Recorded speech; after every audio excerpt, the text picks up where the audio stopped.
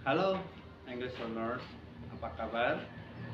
Di pagi hari ini kita akan membahas ya frase selanjutnya, yaitu verb phrase.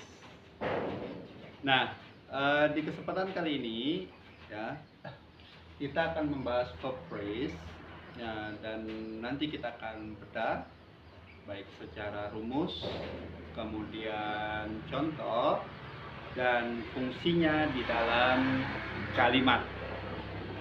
Frase ini sangat penting untuk kita pelajari ketika kita ingin mengembangkan kalimat ya dalam bahasa Inggris. Namun sebelum kita mulai, terima kasih buat kalian yang sudah subscribe, like, komen, dan share video-video kami. Dan yang belum, jangan mau ketinggalan. Oke? Baik, guys, jika nanti ada hal-hal yang kurang kalian pahami atau yang masih mengawang-awang, kalian bisa langsung tanya saja di dalam kolom komentar. Oke? Without any further ado, let's get started. Oke, verb phrase sama seperti frase-frase yang lainnya. Untuk menentukan kata inti atau head dalam frase, bisa kita identifikasi dari nama frase tersebut. Kemarin kita bahas non phrase. Namanya non phrase berarti yang menjadi kata intinya adalah kata benda atau noun. Adjective phrase demikian. Dan untuk verb phrase pun masih sama. Namanya di sini adalah verb phrase, berarti yang menjadi ya kata inti atau head dalam frase ini adalah kata kerja atau verb. Oke. Nah, setelah kita mengetahui kata inti, barulah kita cari tahu siapakah yang bisa modify atau menjelaskan kata kerja. Nah, yang bisa menjelaskan kata kerja atau sebagai modifier untuk kata kerja adalah adverb atau kata keterangan. Jadi adverb ini adalah kata yang memiliki banyak fungsi dalam frase.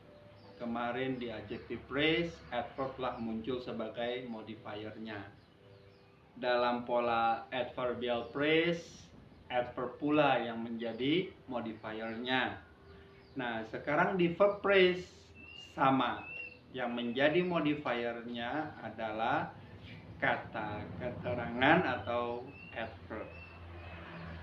Nah, di sini posisinya juga bisa ada di sebelum kata inti atau pre-modifier, atau setelah kata inti post modifier. Nah, bagaimana penerapan rumus ini dalam kalimat?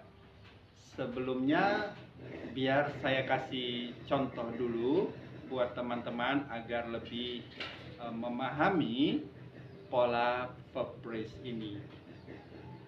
Oke, di sini ada 3 contoh yang saya sudah tuliskan di papan. Contohnya misalkan di sini always study. Oke. Nah, di sini always adalah adverb atau kata keterangan. Dan kata study di sini adalah kata kerja atau verb. Oke, spidolnya sudah mulai mau habis ya.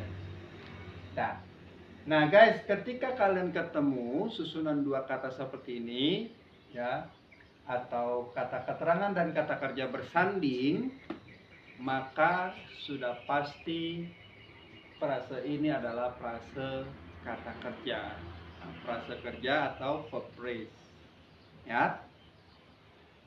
Dalam penerjemahannya sama seperti kita menerjemahkan dalam bahasa Indonesia.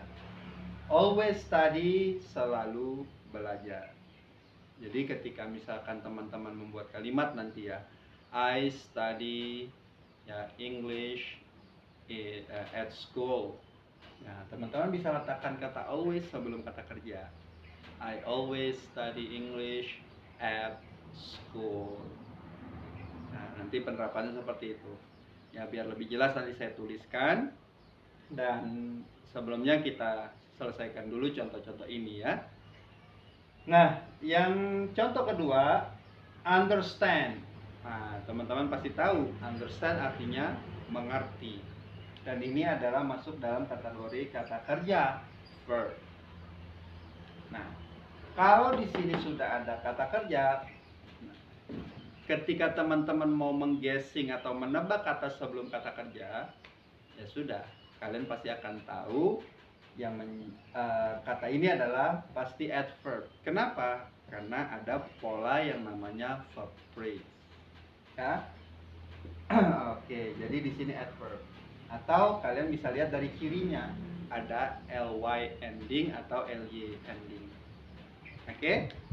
Understand mengerti, totally understand sangat mengerti. Oke? Nah, contoh terakhir ini ya, work, bekerja.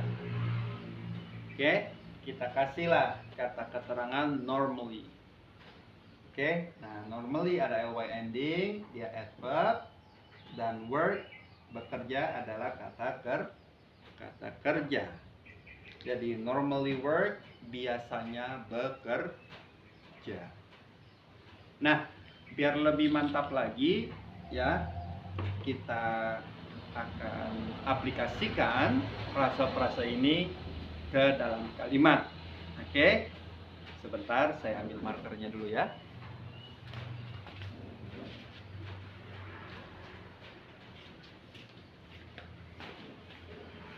Oke, guys, I'm back. Well, kita sudah pahami pola frase. Nah, sekarang bagaimana penerapannya dalam kalimat?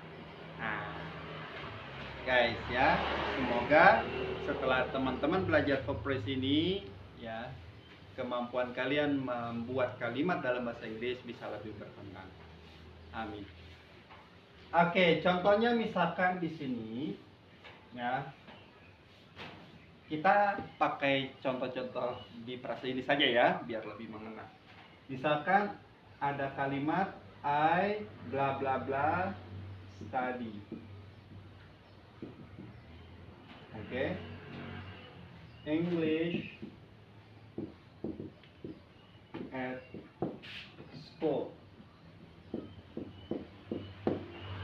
Saya belajar bahasa Inggris di sekolah. Nah, ini kan kalimat standar ya, dalam pola verbal sentence, ya kan?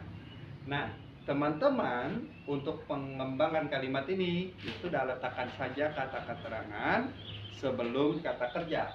Terserah, mau always boleh atau yang lainnya, yang penting kalimatnya maknanya nyambung. Ya, kita ambil dari contoh ini saja ya. Oke. Baiklah. Always. Nah, di sini always tadi kalau dia dipecah ya, maka dia menjadi verb phrase. Oke, guys? Udah kan?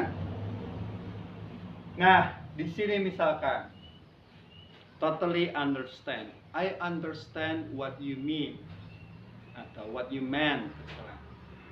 Saya mengerti apa yang kamu maksud. Ya. I ya bla bla bla understand. Understand. Nah, biar tidak terlalu panjang kalimatnya, the lesson aja ya. Pelajaran itu. I understand the lesson. Saya mengerti pelajaran itu. Mengertimu bagaimana? Gunakanlah adverb of degree. Ya, nanti adverb banyak jenisnya, guys ya. Kalian tambahkan di sini totally, boleh. I totally understand the lesson. Saya benar-benar mengerti materi itu atau pelajaran itu. Nah, totally understand ini adalah verb phrase. Oke. Nah, kemudian begini.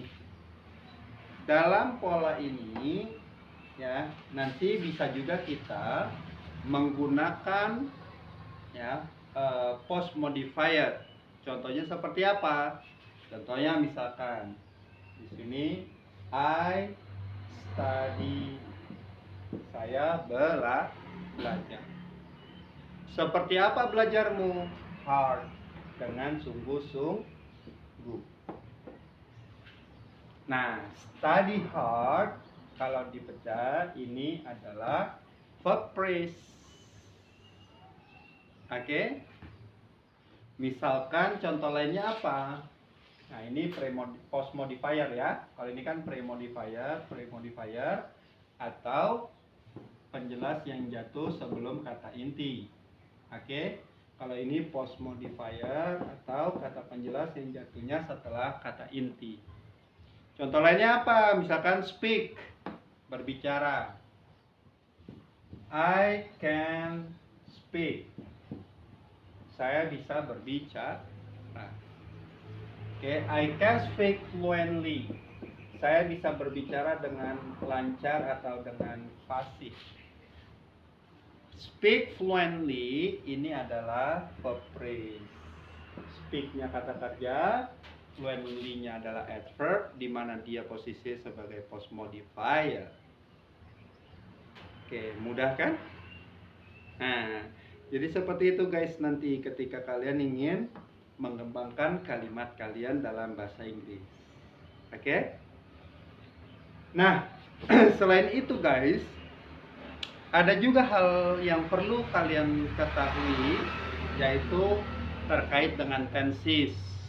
Nah, kan ada beberapa aspek dalam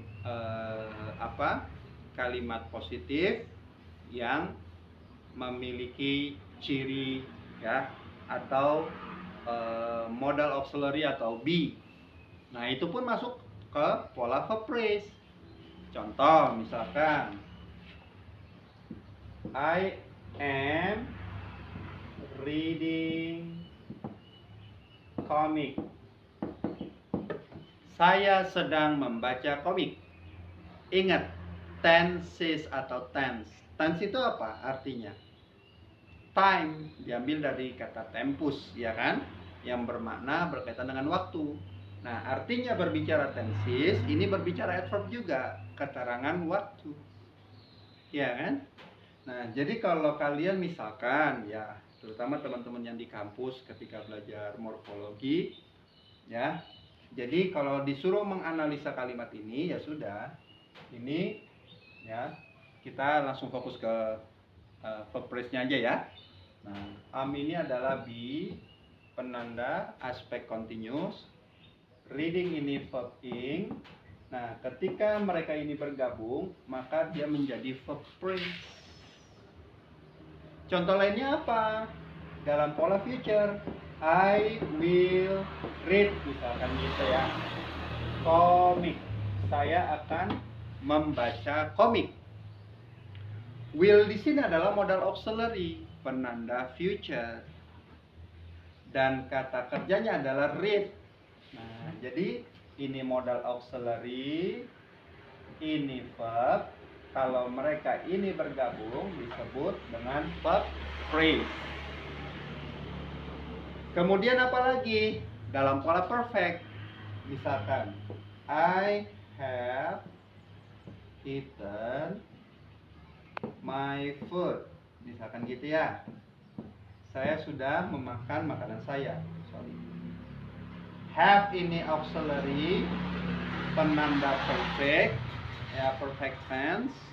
Kemudian eaten ini adalah verb 3. Nah, ini pun disebut pola verb phrase. Oke. Terus bagaimana dengan perfect continuous? Sama saja. Ya kan? Perfect continuous juga sama guys. Saya tuliskan di sini ya. Misalkan I have been eating ya my food. Saya masih boleh juga diartikan sedang, ya, memakan makanan saya. Have-nya di sini auxiliary, kata kerja bantu. Been-nya ini adalah be, dan eating ini adalah verb ing. Nah, mereka ini bergabung menjadi verb phrase. Nggak usah ragu, nggak usah bingung berkaitan dengan aspek tenses. Dia itu erat kaitannya dengan verb phrase. Seperti itu.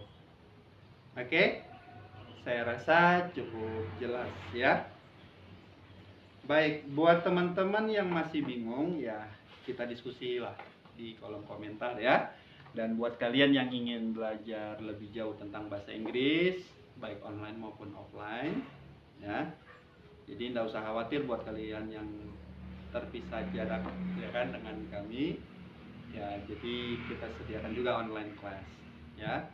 Langsung saja hubungi admin kami di kolom deskripsi. Baik, sebelum saya tutup perjumpaan kita kali ini, izinkan saya untuk menyimpulkan pembahasan kita tentang verb phrase. Jadi verb phrase ini adalah frase kerja, di mana yang menjadi head-nya adalah kata kerja dan yang menjadi modifier-nya adalah adverb, baik dalam posisi pre maupun post modifier. Oke. Dan berkaitan dengan aspek tenses itu juga sangat erat kaitannya dengan verb phrase. Oke. Baik, saya rasa cukup di sini dulu perjumpaan kita. Ya, mohon maaf jika ada hal-hal yang kurang berkenan. Ya. Dan terima kasih sudah menonton video ini sampai habis. Oke guys, salam KBS TV, channel belajar bahasa Inggris sederhana dan mudah. Assalamualaikum warahmatullahi wabarakatuh.